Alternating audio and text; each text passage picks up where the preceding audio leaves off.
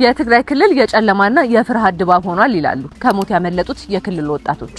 ይህ ታሪክ ከምናብ የተፈጠረ ልቦለድ አይደለም። ከሞት አፍ ከጭቆና ቀንበርና ከታላቅ ሰቆቃ ቀጠና ህይወታቸውን ለማዳን የቻሉ የትግራይ ወጣቶች የእንባና የቁጭት ድምጽ እንጂ። ከተስፋው የፕሪቶሪያ ሰላም ስምምነት ማግስት ህዝቡ የሰላም አየርን ይተነፍሳል ተብሎ ተጠብቆ ነበረ። ነገር ግን እውነታው ሌላ ሆነ። ከሞት ቀጠና ያመለጡት ወጣቶች ከኢቲቪ ትግርኛ ጋር ባደረጉት ልዩ ልብ የሚሰብር ቆይታ በክልሉ ያለውን ዘግናኝ ምስጢር በገሃድ አውጥተውታል። እነሱ እንደሚሉት ያ የሰላም ስምምነት በግልጽ ተጥሷል። በምትኩም በክልሉ የነገሰው ዘግናኝና የአራዊት ህግ ነው። አው ህዝቡ በገዛ ቀየው የጨለማና የፍርሃት ሰለባ ሆኗል። መተንፈስ እንኳን የማይችልበት የጭቆና ድባብ ሰፍኖበታል።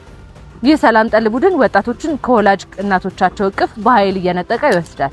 የእናቶችን ጩኸትና ልመና የማይሰሙ እነዚህ አካላት ወጣቶችን እያገቱ ወደ ማሰልጠኛና ሌሎች አሰቃቂ ቦታዎች ያጉሯቸዋል። ዛሬ ላይ ከዚህ እኩይ ተግባር በተአምር ህይወታቸውን አትርፈው የተሰደዱት ወጣቶች በሰላም ቦታ ሆነው ቢናገሩም ልባቸው ግን አሁንም እዚያው በጭንቀት ውስጥ ካሉት ወገኖቻቸው ጋር ነው። ይህንን የቡድን አስነዋሪና አረመናዊ ድርጊት መላው ህዝብ በአንድ ድምጽ ሊያወግዘውና ሊታገለው ይገባልም ሲሉ ጥሪያቸውን አቅርበዋል።